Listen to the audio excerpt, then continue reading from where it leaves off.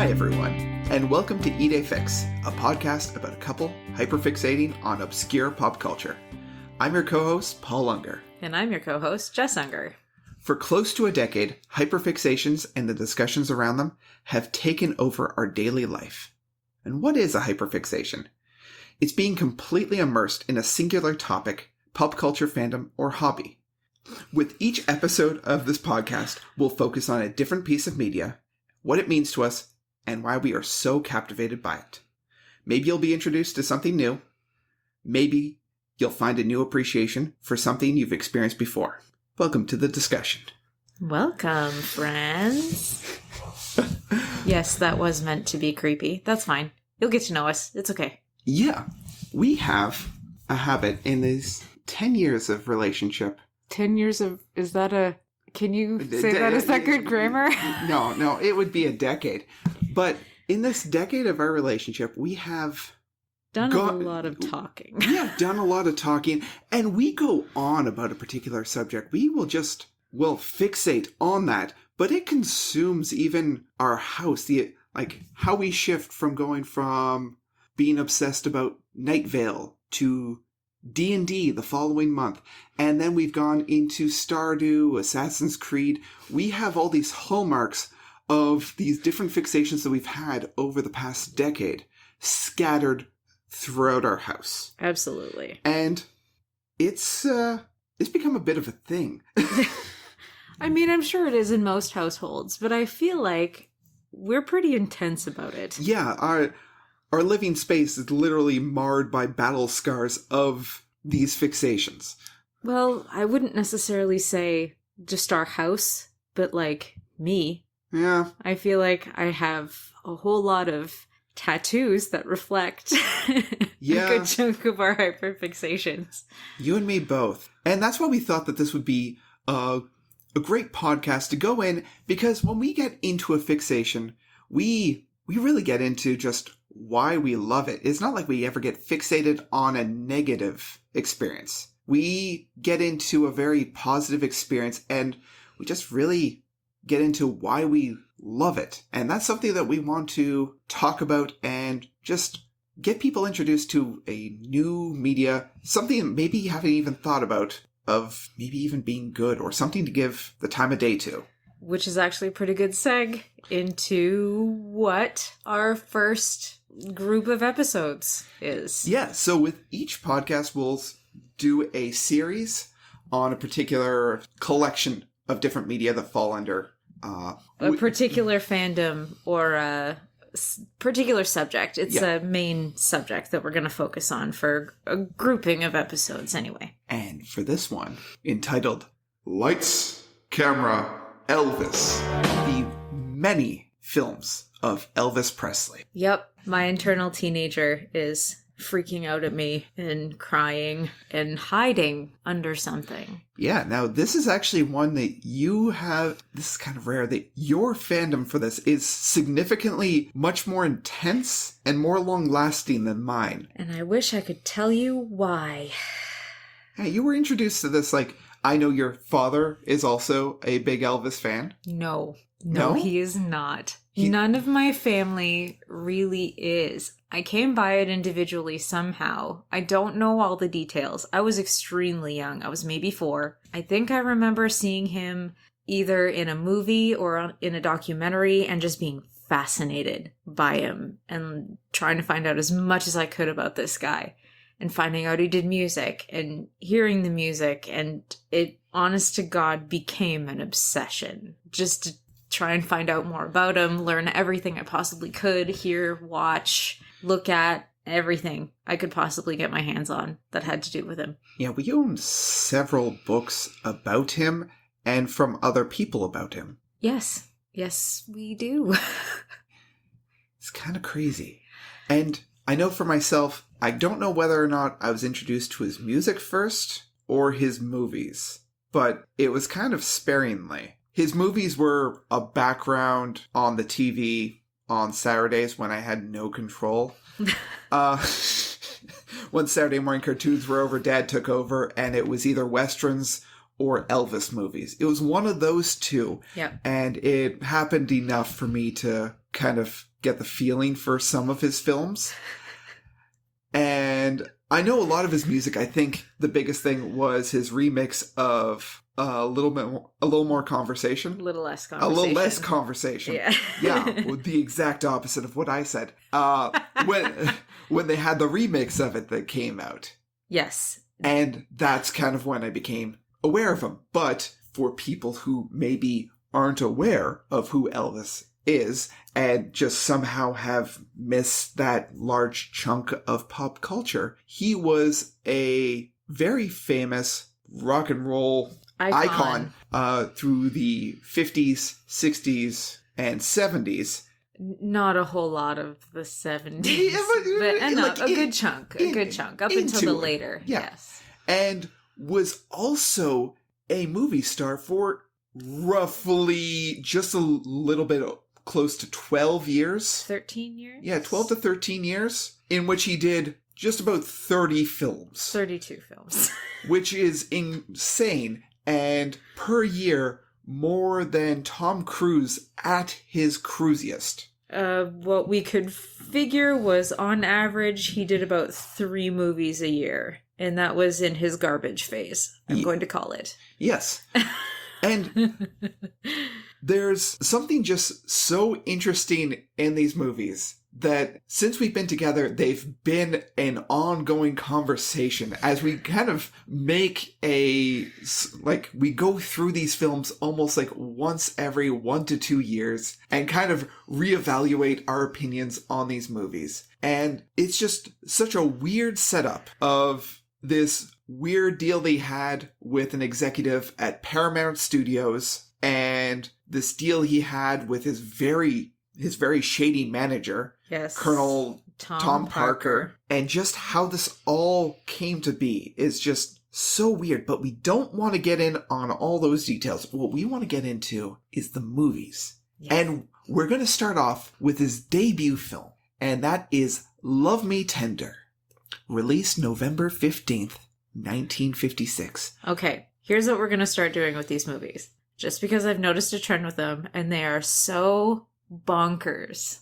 We're going to read the taglines for each of these movies. So, in this case, Elvis's first movie, he's fresh-faced, he's just made it into the media, he's getting big. And his hips are not safe for TV. Absolutely not. I'm pretty sure this was after he got censored by Ed Sullivan. Yeah, on a very popular variety TV show. Yes. He was only allowed to be shot from the belly button up because him swaying his hips, and this is something that he is known for. He does it in every single film. Every film. Most. Actually, I forget that every once in a while there is a weirdly serious film where there is zero to little singing. True. And a lot of hip movements. This was not safe for TV. It was deemed too sexual. Yes. But first time, uncensored, you can see the hips. And the tagline of this movie, are you ready, Jess? I am so ready. And I want to preface here that the copywriting in the 1950s and 1960s appears to be either insanely blunt or lazy. And I feel like Mad Men really just lied to me. So, without further ado, lay it on me. Tagline, it's Mr. Rock and Roll in the story he was born to play. Oh, the irony. Because in this movie, he is actually not even the top billed actor. He is the third and was shoehorned into this movie once he was signed on. So let's get a little bit into the movie and then we'll get into a summary. So this was directed by Robert D. Webb, whom we did a little bit of research on and didn't do much else, so we won't worry about that. Was starring Robert Egan, Debra Paget, and third, yet most important, Elvis Presley. Woo! Had a budget of $1 million and made $9 million domestic and made back that $1 million within the first weekend it released. Now for the summary. In the Civil War, Vance Reno, played by Richard Egan, led a band of Confederate raiders along with 2 of his brothers. They go on a mission to steal an enemy payroll drop in a daring train robbery, but unknown to him, the war ended the day before. They get away with the money, about 12,500 in ye old bucks, and learn there's no more fighting to be done. With the war over, the soldiers divide the money amongst themselves and head off their separate ways. The Reno boys head home, with Vance excited to see his sweetheart and finally propose to her. That's Kathy, played by Debra Paget. But not before finding out from a local he was mistakenly reported as dead. We all heard you were dead, Mr. Vance. Getting home, Vance finds out that Kathy, thinking he was dead, married his younger brother Clint, played by Elvis, the hips that don't quit Presley, months earlier.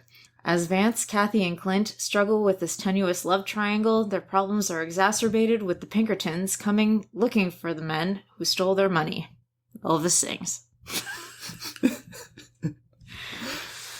And boy does he, because he has 3 songs in this movie, one of them being the titular Love Me Tender. And then 3 others. So he's got 4. Because he's got 2 on the porch with Ma and a really awkward Kathy. And then 2 more at the raise the money for the school thing.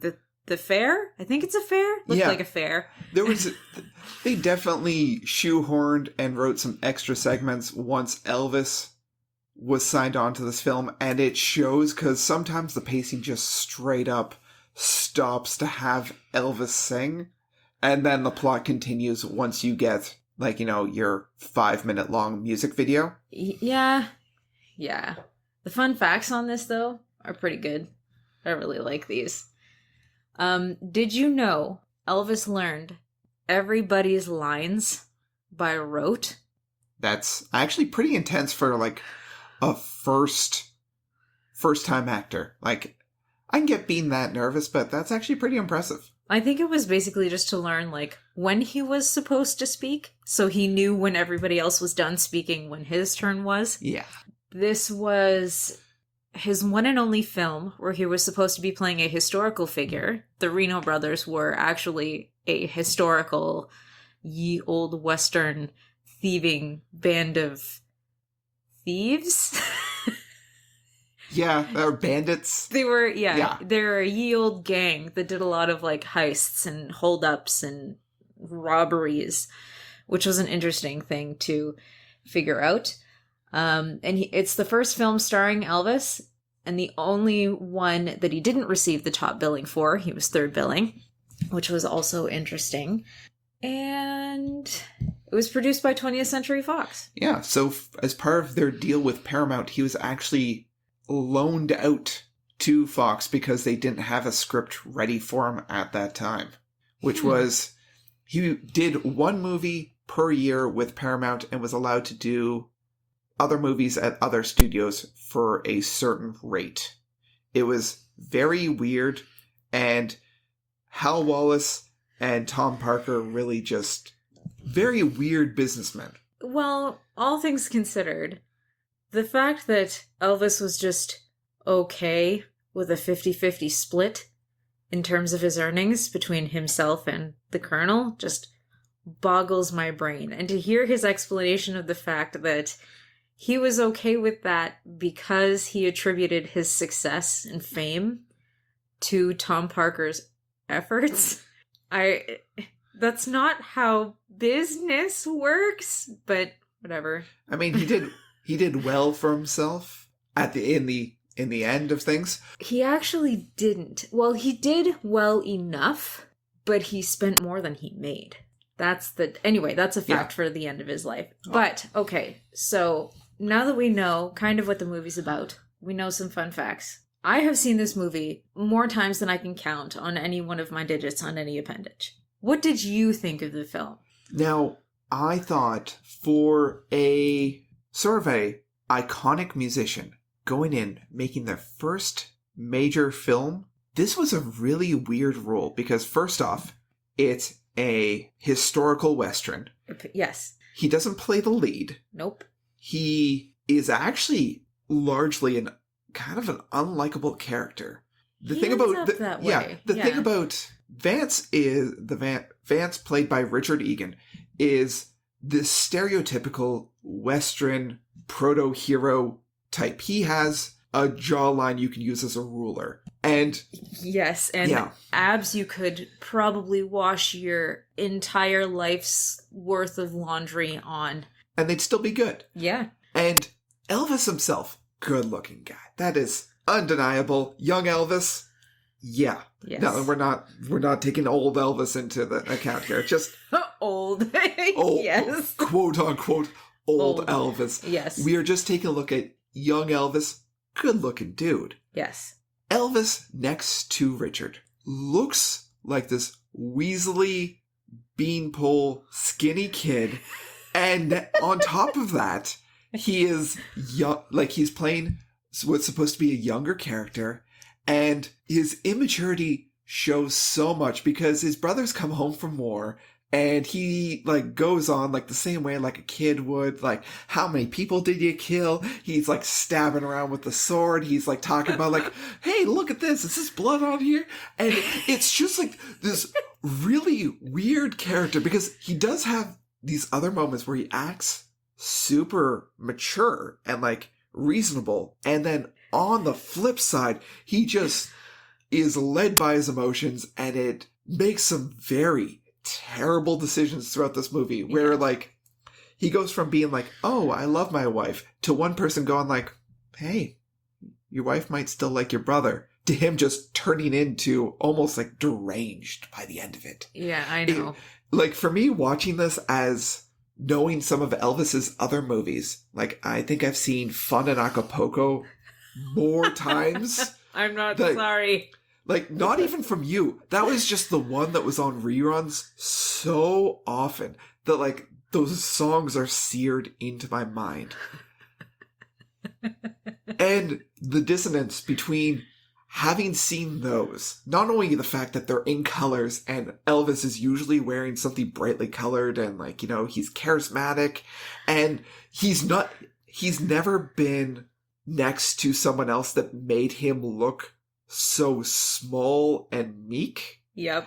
And in this, it was just so weird seeing him in this role because any other big musician, any big celebrity transitioning into media would not pick a role where they are, I'm going to say, sort of unlikable for a large part. Like he's a secondary character that's not introduced until close to halfway through the movie.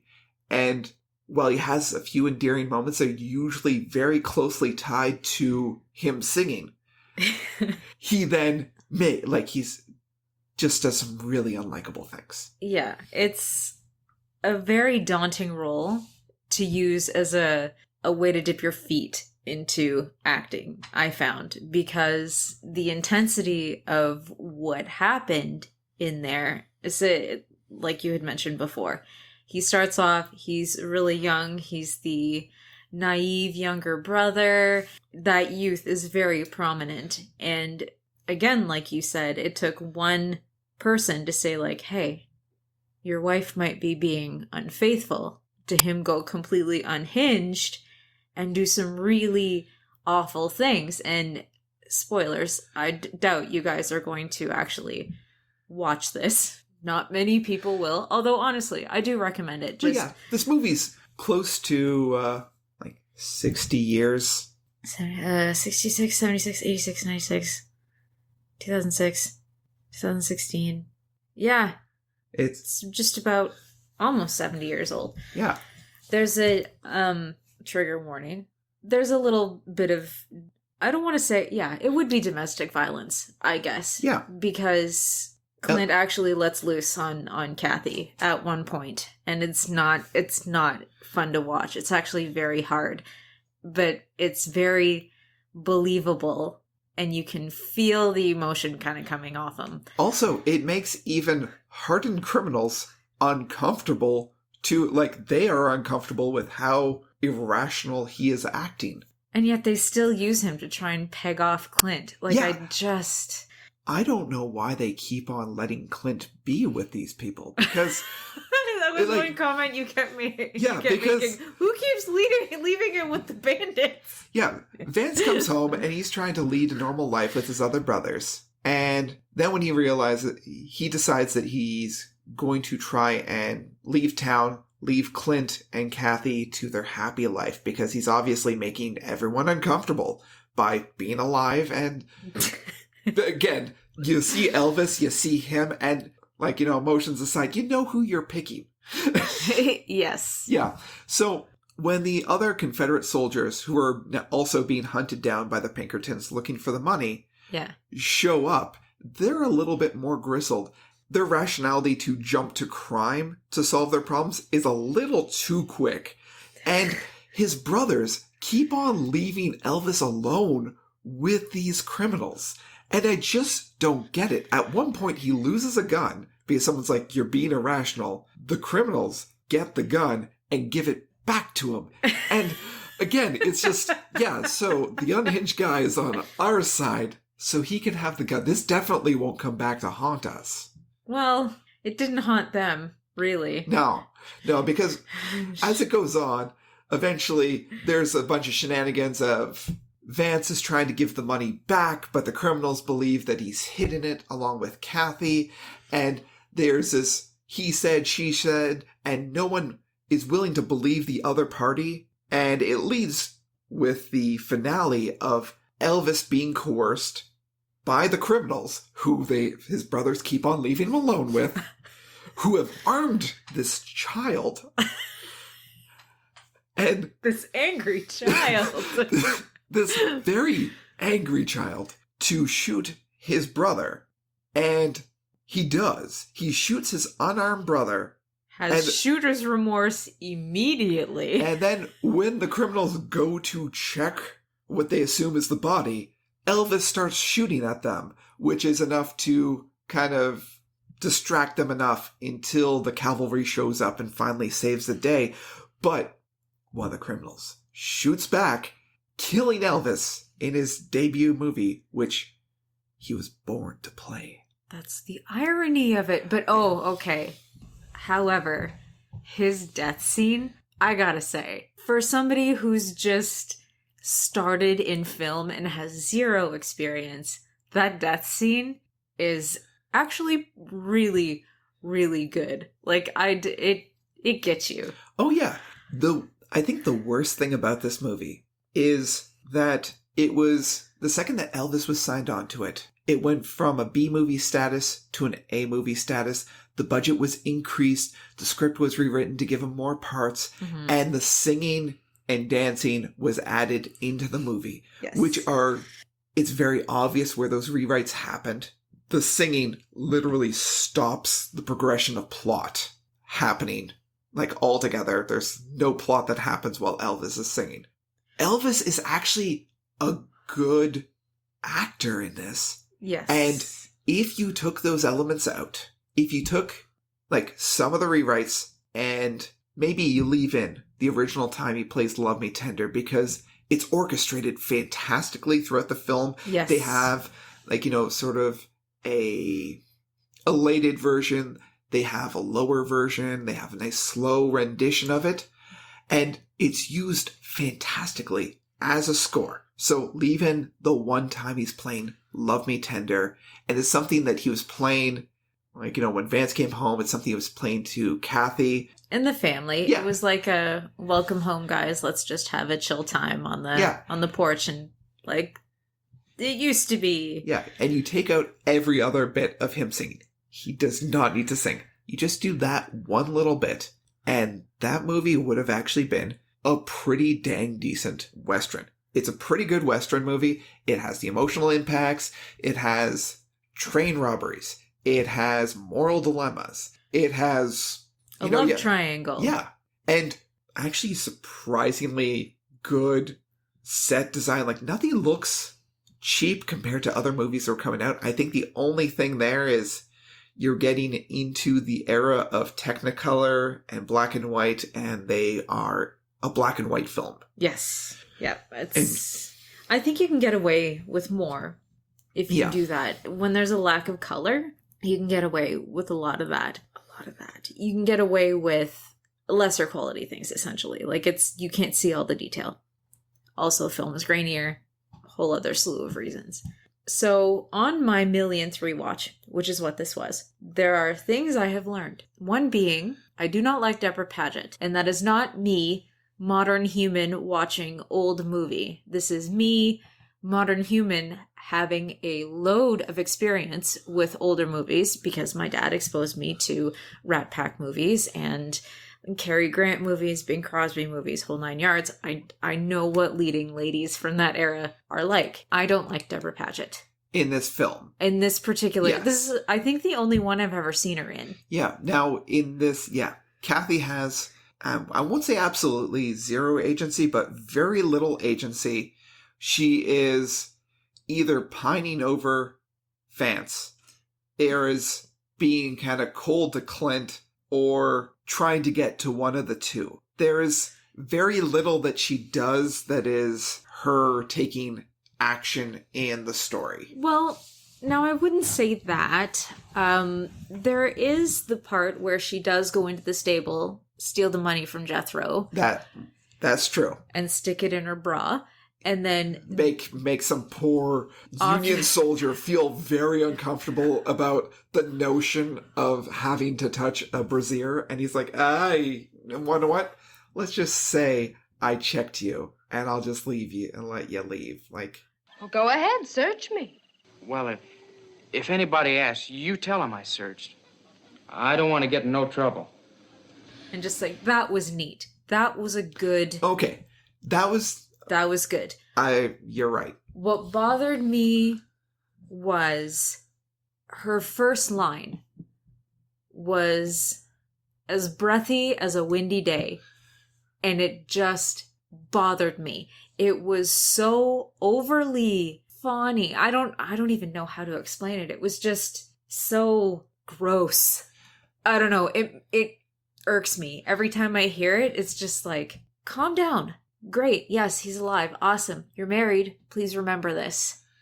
Because you have her realization that he's alive and how she says Vance. And then you have the comparison of how I think everyone else should have acted, which is the way Clint greeted Vance, which is like this.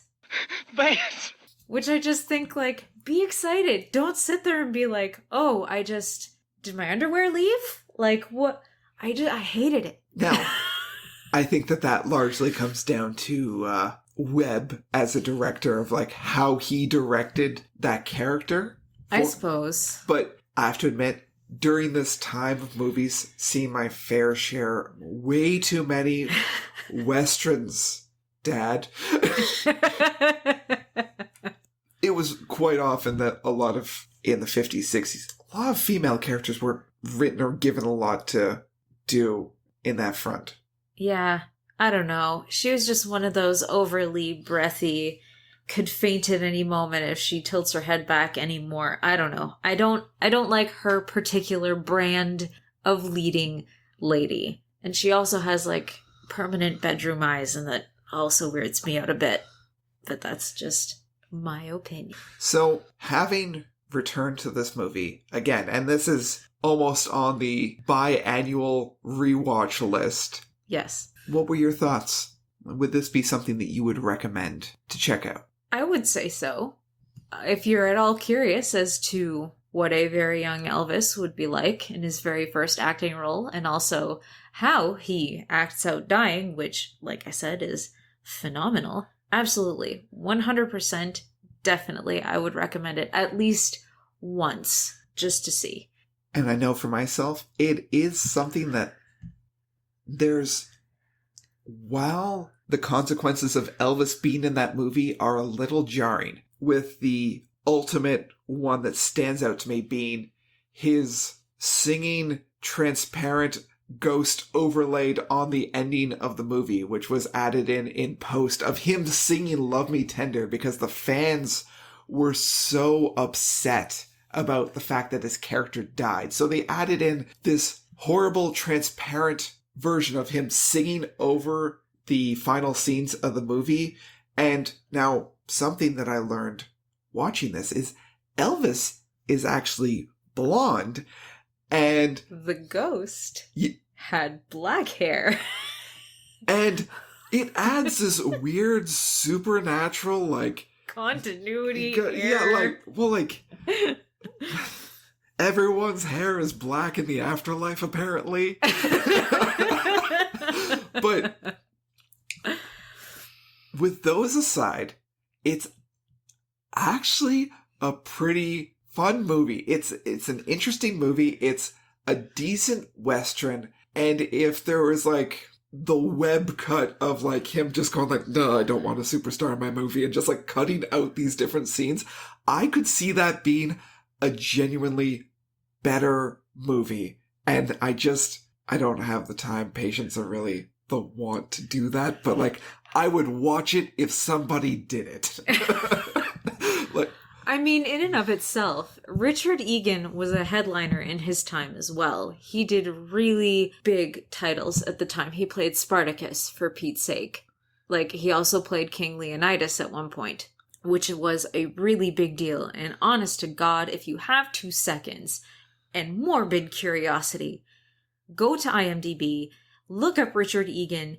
You will not be sorry. You might be confused with how you feel about dudes after that, if you weren't already. You won't be sorry. Just do it. But that being said, Richard Egan in this movie is a phenomenal lead, and that movie makes me want to go check out other movies he is in. Never mind Elvis. Yeah. Like you said, you could take him out. Just for Richard Egan, even. I would want to go hunt out a couple of his movies just to really get because he's like this is going to be so weird to say, he is like a sexy Charlton Heston. That's not a weird thing to say. And this is the last time that we ever have an Elvis movie with another lead. Yeah. Yeah. And so it makes it it stands out on that as well. It's a decent movie that happens to have Elvis singing in it. Wait a minute. Okay, no, it's actually not the only movie we have where he's not the only lead, because there is also Change of Habit at the latter end, where he shares the screen in equality with Mary Tyler Moore. I forgot about that, because I forgot that she also had the... She was also big at the time that was released. Okay. As well. Okay, well, I have to eat my words so quickly, I won't even be able to edit that out.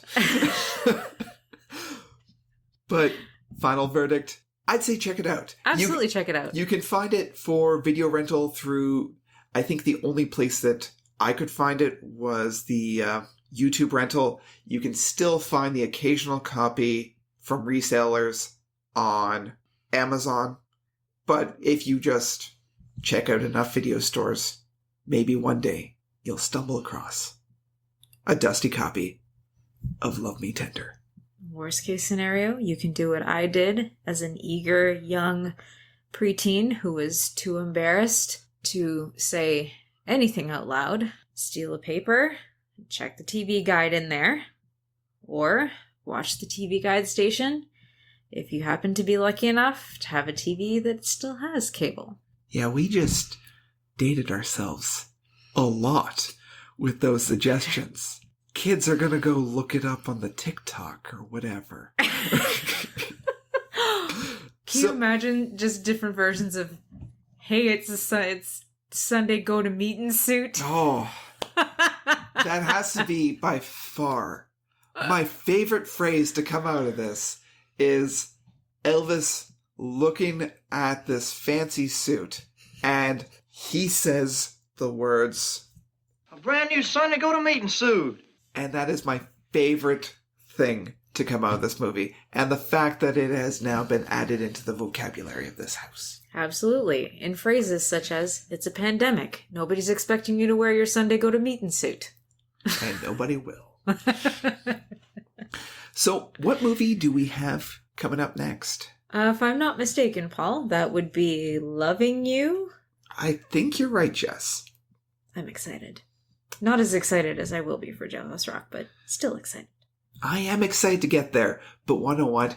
It's the movies that we have to get through to get there that just make it to when we get to those gems that much more meaningful. That is true.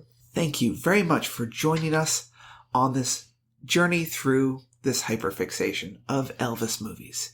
We'll be back next episode to talk about the movie Loving You by Elvis. Big thank you to Ethel and the Androids for the use of their song Used to Know You for the intro and the outro. You can find the link to their SoundCloud in the show description, as well as all our links to our social media. And thanks for tuning in and listening to our podcast. If you like the show, be sure to review and subscribe on the podcast platform of your choice.